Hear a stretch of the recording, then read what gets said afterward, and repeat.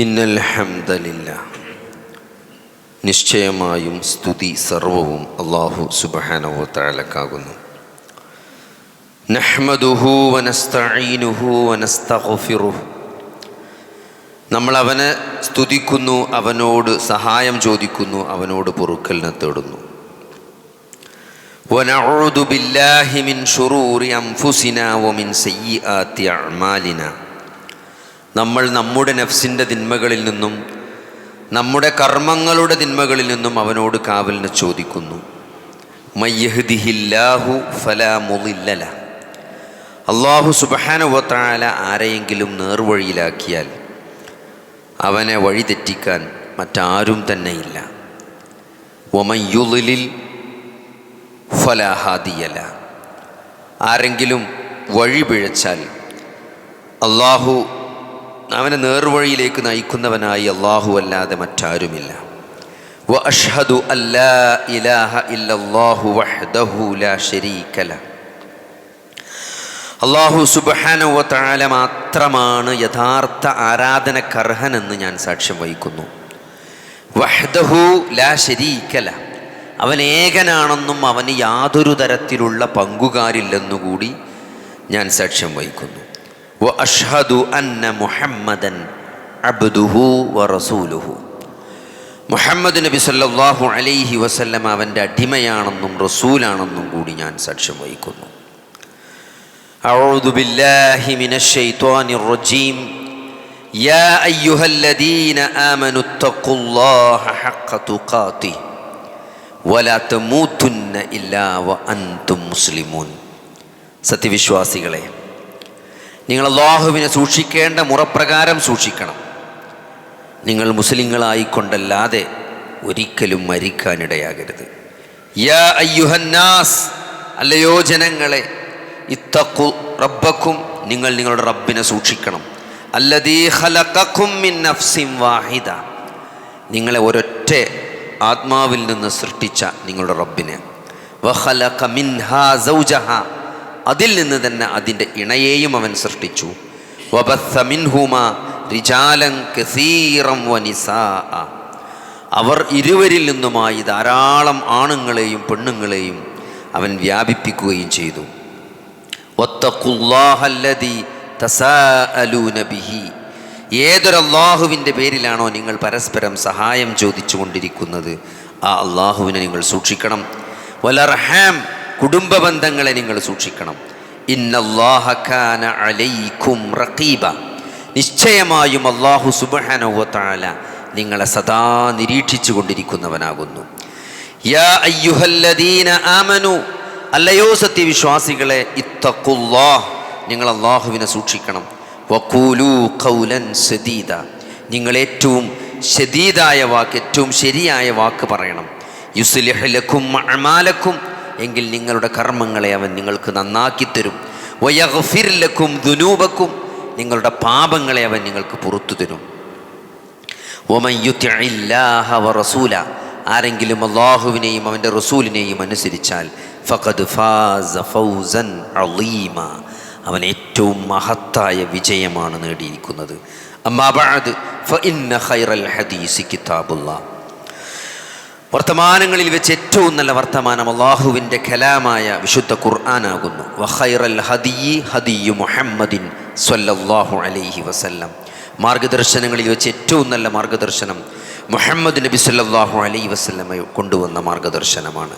വശർറൽ ഉമൂരി മുഹ്ദസാതുഹാ, കാര്യങ്ങളിൽ ഏറ്റവും ഷർറായിട്ടുള്ളത്, തിന്മയായിട്ടുള്ളത് ആ പ്രവാചകനും സഹാബത്തിനും ശേഷം മതത്തിൽ ഉണ്ടാക്കപ്പെട്ട പുതുനിർമ്മിതികളാണ്.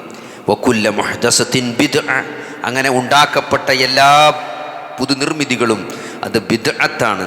വകുല്ല ബിദ്അത്തിൻ ളലാല, എല്ലാ ബിദ്അത്തും അത് വഴികേടാണ്. വകുല്ല ളലാലത്തിൻ ഫിന്നാർ, എല്ലാ വഴികേടും നരകത്തിലാണ്. സത്യവിശ്വാസികളെ, സത്യവിശ്വാസിനികളെ, അല്ലാഹു സുബ്ഹാനഹു വ തആലയുടെ അളവറ്റ അനുഗ്രഹങ്ങൾ ആസ്വദിച്ചു കൊണ്ടാണ് നമ്മൾ ഏത് പ്രതികൂല സാഹചര്യങ്ങളിലും സുഗമമായി മുന്നോട്ട് പോയിക്കൊണ്ടിരിക്കുന്നത്.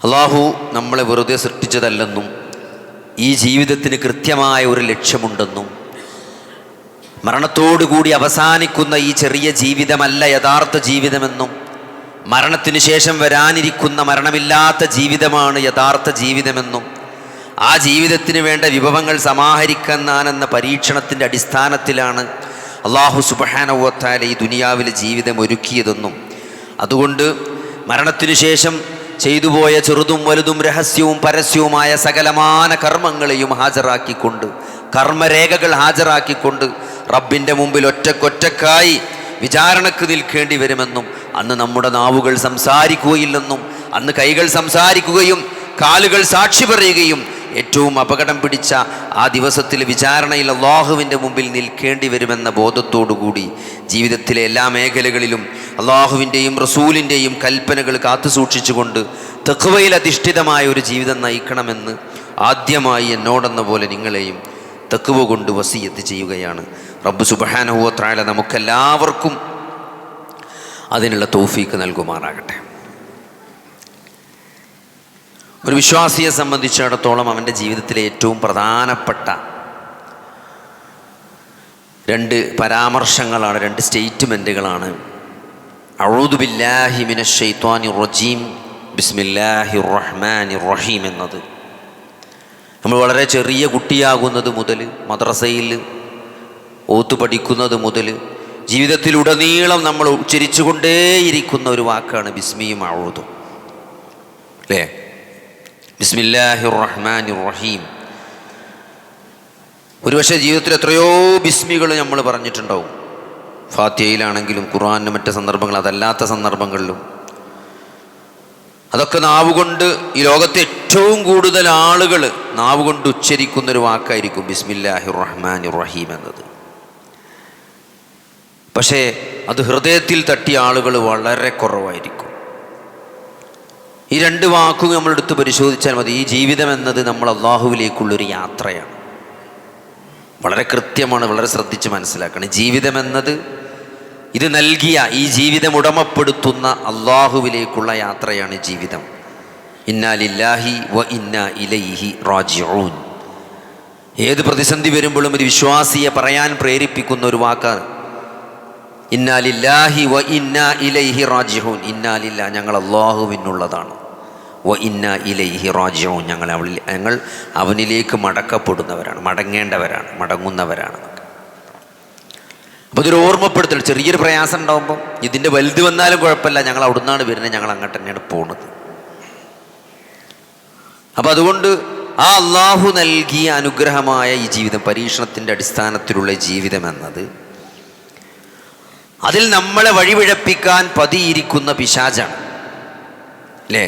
ഉറങ്ങാതെ, ഉറക്കമില്ലാതെ, ക്ഷീണമില്ലാതെ, വിശ്രമമില്ലാതെ എല്ലാവരെയും പിഴപ്പിക്കാൻ, കുട്ടികളെന്നോ മുതിർന്നവരെന്നോ പണക്കാരനെന്നോ പാമരനെന്നോ ദരിദ്രനെന്നോ പണ്ഡിതനെന്നോ ദീനിൽ അറിവുള്ളവനെന്നോ അറിവില്ലാത്തവനെന്നോ ഒരു വ്യത്യാസവുമില്ലാതെ സകലമാന ആളുകളെയും അള്ളാഹുവിൻ്റെ സിറാത്തുൽ മുസ്തഖീമിൽ നിന്ന് പിഴപ്പിച്ച് ഇതാണ് അഹോരാത്രം പണിയെടുത്തുകൊണ്ടിരിക്കുന്ന ഇബ്ലീസ്. അവനാണ് നിങ്ങളുടെ പ്രത്യക്ഷ ശത്രു. ഇന്ന ശൈത്വാന ലക്കും അദുവ്വുൻ ഫത്തഖിദൂഹു അദുവ്വ. നിശ്ചയമായും ശൈത്താൻ നിങ്ങൾക്ക് പ്രത്യക്ഷനായ ശത്രുവാണെന്നാണ്. അവനെ നിങ്ങൾ ശത്രുവായി തന്നെ സ്വീകരിക്കണം എന്നാണ്, ശത്രുവായി തന്നെ കാണണം എന്നാണ്. വേറൊരാളെ പറ്റി അങ്ങനെ എത്രയോ അക്രമികളായ ഭരണാധികാരികളെ പറ്റി, പല ആളുകളെ പറ്റി ഖുർആൻ പറഞ്ഞിട്ടുണ്ട്. പക്ഷേ നമ്മുടെ ശത്രു എന്ന് നമ്മളെ പരിചയപ്പെടുത്തിയത് അത് ഇബ്ലീസിനെ കുറിച്ചാണ്. ഫത്തഖിദൂഹു അദുവ്വ, നിങ്ങൾ അവനെ ശത്രുവായി തന്നെ കാണണം. ആഴ്ചയ്ക്ക് ഊണില്ലാതെ ഉറക്കമില്ലാതെ രാപ്പകല് സകല ആളുകളെയും, അല്ലേ, വ്യത്യാസമല്ല. അതിൽ പണ്ഡിതനെന്നോ പാമരനെന്നോ എന്താണ് കുട്ടീനോ ദരിദ്രനോ ധനികനൊന്നും വ്യത്യാസമില്ല. എല്ലാവരെയും നരകത്തിലേക്ക് കൊണ്ടുപോകാൻ വേണ്ടി പണിയെടുത്തുകൊണ്ടിരിക്കുന്ന ഇബ്ലീസ്, അവനാണ് നിങ്ങളുടെ ശത്രു. അപ്പോൾ നമുക്ക് ഏറ്റവും വലിയ തടസ്സം എന്താണ്? ഇബ്ലീസ് തന്നെയാണ്. അപ്പോൾ ആ ഇബ്ലീസിൽ നിന്നുള്ള കാവലാണ്, ഇസ്തിആദത്താണ് അഊദു ബില്ലാഹി മിനശ് ശൈത്വാനിർ റജീം.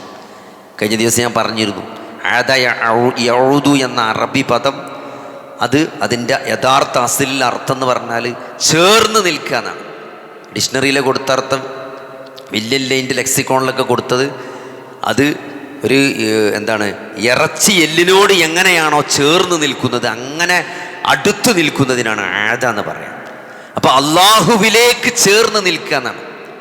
അതായത് നമ്മളെ നരകത്തിലേക്ക് എത്തിക്കാൻ വേണ്ടി സകലമാന പണികളും എടുക്കുന്ന ആ ഇബ്ലീസിൽ നിന്ന്, പിശാചിൽ നിന്ന് നമ്മൾ അള്ളാഹുവിലേക്ക് ചേർന്ന് നിന്നുകൊണ്ട്, ഒരു പേടിച്ചോടുന്ന ചെറിയൊരു കുട്ടി അതിൻ്റെ മാതാപിതാക്കളെ അണഞ്ഞുകൂട്ടി കെട്ടിപ്പിടിക്കുമ്പോൾ ഉണ്ടാകുന്ന ഒരു സുരക്ഷിതത്വം, അതാണ് അള്ളാഹുവിലേക്ക് ചേർന്ന് നിൽക്കുമ്പോൾ പിശാചിൻ്റെ കെണികളിൽ നിന്നൊരു വിശ്വാസിക്ക് കിട്ടേണ്ട തണലതാണ്, രക്ഷയതാണ്, അഭയം എന്ന് പറഞ്ഞാൽ അതാണ്. അള്ളാഹുവിനെ ഇപ്പോൾ നമ്മളൊരാൾ തല്ലാൻ വരുമ്പം നല്ല തടിമുടുക്കുള്ള ഒരാളെ മറവ് മാറി നിൽക്കുമ്പോൾ നമുക്ക് കിട്ടുന്നൊരു ഫീലിംഗ് ഉണ്ടല്ലോ. എന്നെ നോക്കുമെന്ന് വിചാരിക്കുമ്പം അല്ലേ, എന്നെ നോക്കുമെന്ന് വിചാരിച്ചു ഓൻ്റെ ബാക്കൊക്കെ നമ്മൾ നിൽക്കുമ്പം ഓനതിനെ കൊണ്ട് വയ്ക്കുന്നു. അപ്പം അമ്മക്കുള്ളൊരു സമാധാനമുണ്ട്. ആ സമാധാനം, അല്ലെങ്കിൽ മഴ ചെയ്യുമ്പോൾ നമ്മൾ ഓടി ഒരു ബസ് സ്റ്റോപ്പിൽ കയറി നിൽക്കുമ്പോഴൊരു സമാധാനമുണ്ട്. എന്താണ്? ആ ഓട്ടമാണ് ഇസ്തിആദത്ത്, അള്ളാഹുവിലേക്കുള്ള ഓട്ടം. ആരിൽ നിന്ന് രക്ഷപ്പെടാൻ? പിശാചിൽ നിന്ന് രക്ഷപ്പെടാൻ. സർവശക്തനായ എല്ലാറ്റിനും കഴിവുള്ള അള്ളാഹു സുബ്ഹാനഹു വ തആലയിലേക്കുള്ള വിശ്വാസിയുടെ ഓട്ടമാണ്. ആ അള്ളാഹുവിനോട് ചേർന്നുള്ള നൃത്തമാണെന്ത്? ഇസ്തിആദത്ത് എന്ന് പറഞ്ഞാൽ കാവൽ ചോദിക്കുക എന്ന് പറഞ്ഞാൽ, ശരണം വിളിക്കുക എന്ന് പറഞ്ഞാൽ, അഊദു പറയാന്ന് പറഞ്ഞാൽ അതിൻ്റെ അർത്ഥതാണ്. നമ്മൾ ആഗ്രഹിക്കണം, നമ്മൾ ചെയ്യണത് അതാണ്.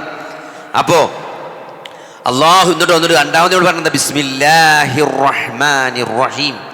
ബിസ്മില്ലാഹിർ റഹ്മാനിർ റഹീം, അള്ളാഹുവിൻ്റെ നാമം കൊണ്ടാണ് സഹോദരങ്ങളെ നമ്മളൊരാൾ ഒരു കാര്യം ആരംഭിക്കുന്നത്. അതായത് നമ്മളെ ശത്രുവിൽ നിന്ന് നമ്മൾ രക്ഷിക്കാൻ കഴിവുള്ള അള്ളാഹുവിനോട് ആ ശത്രുവിൽ നിന്ന് സഹായം ചോദിച്ചുകൊണ്ട് അള്ളാഹുവിൻ്റെ കാരുണ്യത്തിലേക്കുള്ള, അള്ളാഹുവിൻ്റെ ബറക്കത്തിലേക്കുള്ള, കാരുണ്യത്തിലേക്കുള്ള വാതിലാണ് ബിസ്മില്ലാഹിർ റഹ്മാനിർ റഹീം എന്ന് പറഞ്ഞുകൊണ്ട് ഒരു വിശ്വാസി തുറക്കുന്നത്.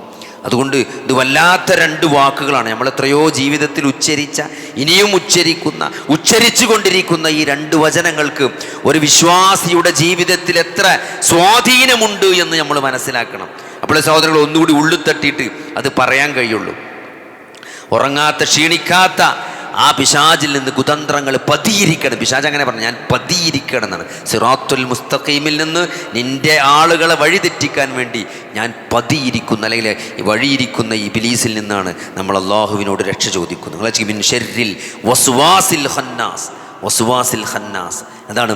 ഉറങ്ങേണ്ട നേരത്ത് നമുക്ക് ഉറക്കം തരാതെ ഇബ്ലീസ് എല്ലാ മാർഗവും, ജീവിതത്തിൽ ഒരു വിശ്വാസിയെ ഇതിൽ നിന്ന് എങ്ങനെ തെറ്റിക്കാന്ന് മുഴുവൻ, അല്ലേ? ഒരു രാത്രി 10-11 മണിയാകുമ്പോൾ ഉറങ്ങേണ്ട സമയമാണ്. അപ്പം നമ്മൾ ഉറങ്ങാൻ ഇബ്ലീസ് സമ്മതിക്കൂല.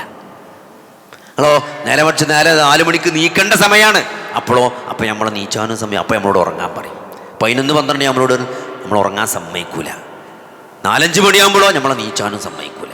അങ്ങനെ എല്ലാം ഓന് ഉറക്കാൻ നോക്കുന്നതും നമ്മൾ തെറ്റിക്കാനേ കാരണം, നമ്മൾ ഉണർത്താൻ നോക്കുന്നതും നമ്മൾ തെറ്റിക്കാനേ കാരണം. ഇത് ഏത് മാർഗത്തിലും നമ്മളെ നോട്ടത്തിൽ, നമ്മളെ സംസാരത്തിൽ, നമ്മളെ അസൂയയിൽ, ദേഷ്യം, എല്ലാ തരത്തിലും ആളുകളെ പരസ്പരം തെറ്റിദ്ധാരണകളുണ്ടാക്കി, നമ്മളൊരു വാക്കുകൊണ്ട് തെറ്റിദ്ധാരണ, ഊഹങ്ങൾ, ഇതൊക്കെ ഇബ്ലീസ് മനുഷ്യനെ വഴിതെറ്റിക്കാൻ, മനുഷ്യബന്ധങ്ങളിൽ അകൽച്ചയുണ്ടാക്കാൻ, മനുഷ്യബന്ധങ്ങളിൽ വിള്ളലുണ്ടാക്കാൻ, വിശ്വാസികളുടെ ദീന് തെറ്റിക്കാൻ, അവരുടെ ഈമാൻ നഷ്ടപ്പെടുത്താൻ സകലമാന പണികളും എടുത്തുകൊണ്ടിരിക്കുന്ന ഇബ്ലീസിൽ നിന്നുള്ള അഭയമാണ് സത്യവിശ്വാസിക്ക് അള്ളാഹു വാഗ്ദാനം ചെയ്യുന്നത്. ഒരു ഇസ്തിആദത്ത് ചെല്ലുന്നതിലൂടെ, അള്ളാഹുവിലേക്ക് ചേർന്ന് നിൽക്കുന്നതിലൂടെ, അള്ളാഹുവിനോട് സഹായം ചോദിക്കുന്നതിലൂടെ, അള്ളാഹുവിലേക്ക് ഓടുന്നതിലൂടെ ഒരു വിശ്വാസിക്ക് ലഭിക്കുന്ന സുരക്ഷിതത്വം എന്നത് അവൻ്റെ പരലോകത്തിൻ്റെ സുരക്ഷിതത്വമാണ്, മരണാനന്തര ജീവിതത്തിലുള്ള രക്ഷയുടെ സുരക്ഷിതത്വമാണ്.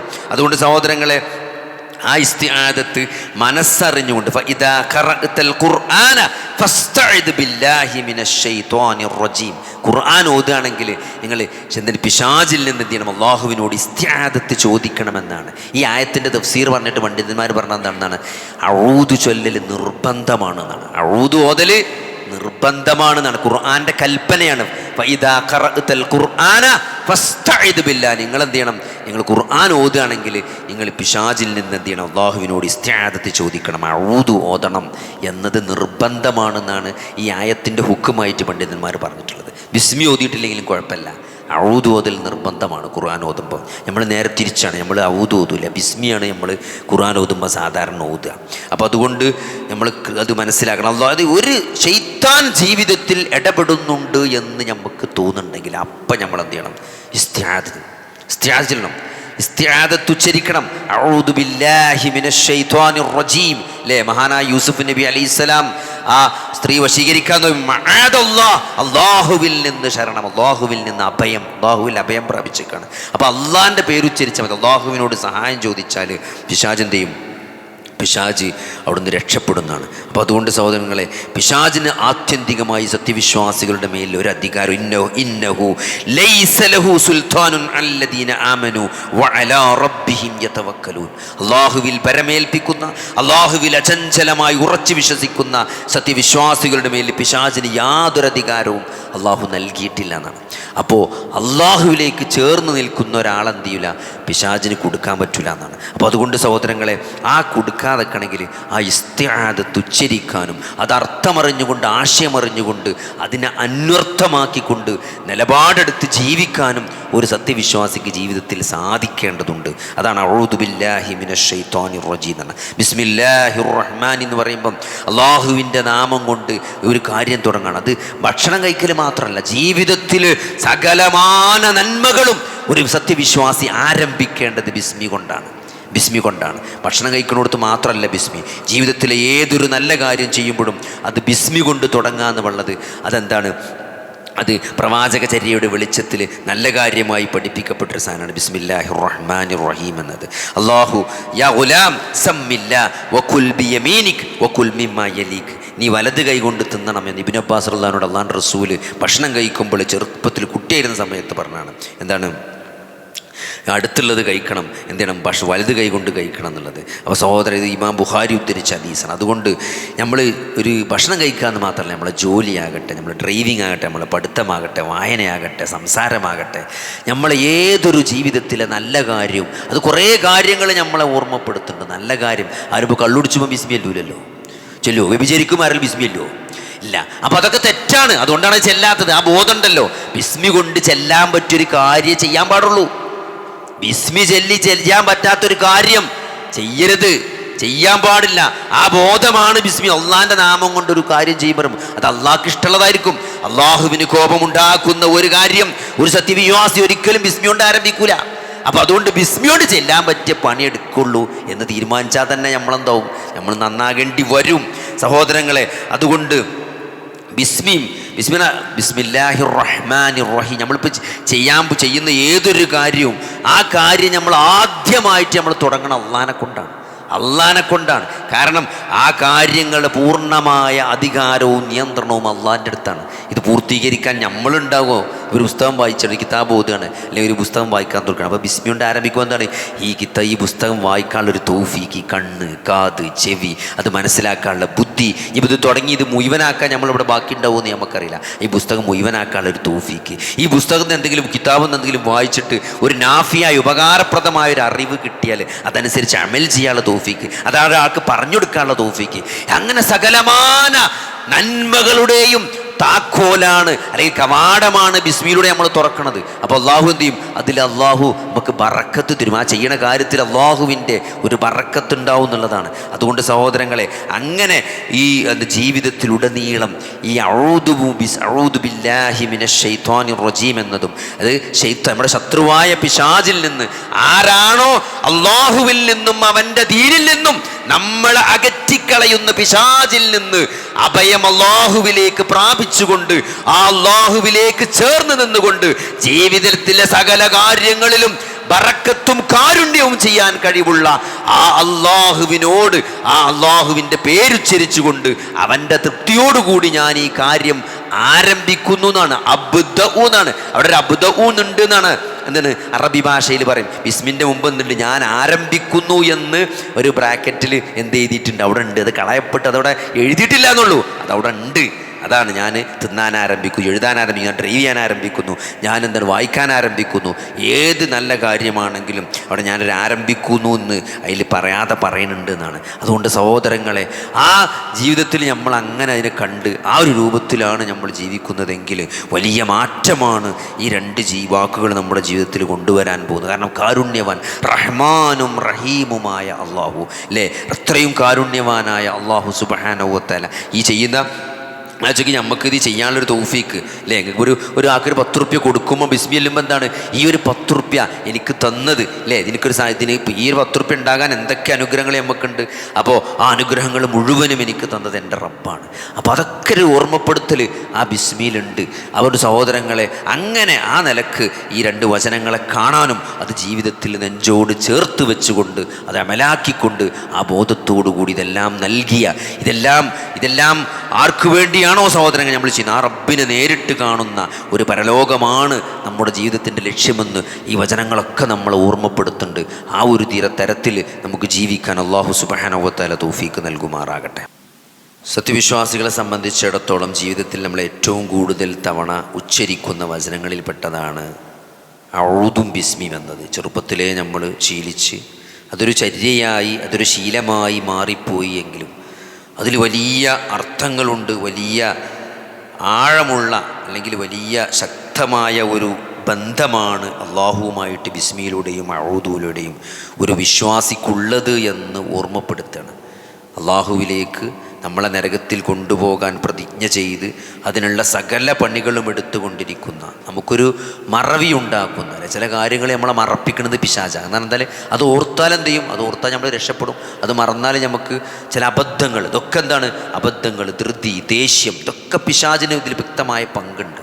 അപ്പോൾ ഇതൊക്കെ നമ്മളെങ്ങനെങ്കിലും ഒന്ന് തെറ്റിച്ച് നരകത്ത് കൊണ്ടുപോകാൻ എന്തെങ്കിലും തെറ്റിദ്ധാരണ ഉണ്ടാക്കാൻ പറ്റുമോ?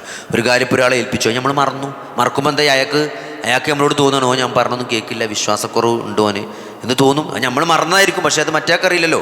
അങ്ങനെ എല്ലാ തരത്തിലും ഫിത്ന ഉണ്ടാക്കാനാണ് എന്ത് ചെയ്യുക, ഇബ്ലീസ് ശ്രമിച്ചു കൊണ്ടിരിക്കുക. അത് നരകത്തിലെത്തിക്കാൻ വേണ്ടിയിട്ടാണ്. അപ്പോൾ അതിൽ നിന്ന് നമ്മൾ അള്ളാഹുവിനോടുള്ള കാവൽ തേട്ടമാണ് ഇസ്തിആദത്ത് എന്ന് പറയുന്നത്, ഔദു എന്ന് പറയുന്നത്. അതേപോലെ ഏതൊരു കാര്യവും നല്ല കാര്യവും ബിസ്മി കൊണ്ട് തുടങ്ങുക എന്നുള്ളത്, അതെന്താണ്, ആ കാര്യം ചെയ്യാനുള്ളൊരു തൗഫീഖ് എല്ലാം പടച്ചോനാണ് നൽകിയത്. ആ അള്ളാഹുവിന് കാരുണ്യവാനായ റബ്ബിനോട് അതിൻ്റെ സകല നന്മകളും ബറക്കത്തും നമ്മൾ പ്രതീക്ഷിച്ചുകൊണ്ട് ആ അള്ളാഹുവിലേക്ക് ചേർന്ന് നിൽക്കുക എന്നുള്ള, അള്ളാഹുവിലേക്ക് നമ്മൾ ഓടുക എന്നുള്ളത് സഹോദരൻ, ഇതൊക്കെയാണ് ഇത് നൽകുന്ന മഹത്തായ ആശയം. അതുകൊണ്ട് നമ്മൾ വീട്ടിൽ കയറുകയാണെങ്കിലും വീട്ടിൽ നിന്ന് ഇറങ്ങുകയാണെങ്കിലും ഇതൊക്കെ വ്യക്തമായി അള്ളാഹു ഹദീസിൽ ഓരോ പ്രാർത്ഥനകളും അതിൻ്റെ പ്രത്യേകത നമുക്ക് കാണാൻ പറ്റും. അതുകൊണ്ട് അള്ളാഹുവിനോടുള്ള ഈ ബന്ധം അല്ലേ, അതുകൊണ്ട് നമ്മുടെ നാവ് 2 വാക്കുകൾ അഊദു ബില്ലാഹി മിനശ് ശൈത്വാനിർ റജീം ബിസ്മില്ലാഹിർ റഹ്മാനിർ റഹീം എന്നീ 2 വാക്കുകൾ ഒരു വിശ്വാസിയുടെ ജീവിതത്തിൽ, അതിങ്ങനെ ആ ജീവിതത്തിൽ നമുക്ക് നൽകുന്ന ഒരു കരുത്ത്, ഈ അള്ളാഹുവിലേക്കുള്ള ഈ യാത്രയിൽ ഈ 2 വചനങ്ങൾ നൽകുന്ന കരുത്താണ് ഓർമ്മപ്പെടുത്തിയത്. അത് ഉൾക്കൊണ്ടുകൊണ്ട് അതനുസരിച്ച് ജീവിക്കാൻ നമുക്കെല്ലാവർക്കും അള്ളാഹു തൗഫീക്ക് നൽകുമാറാകട്ടെ.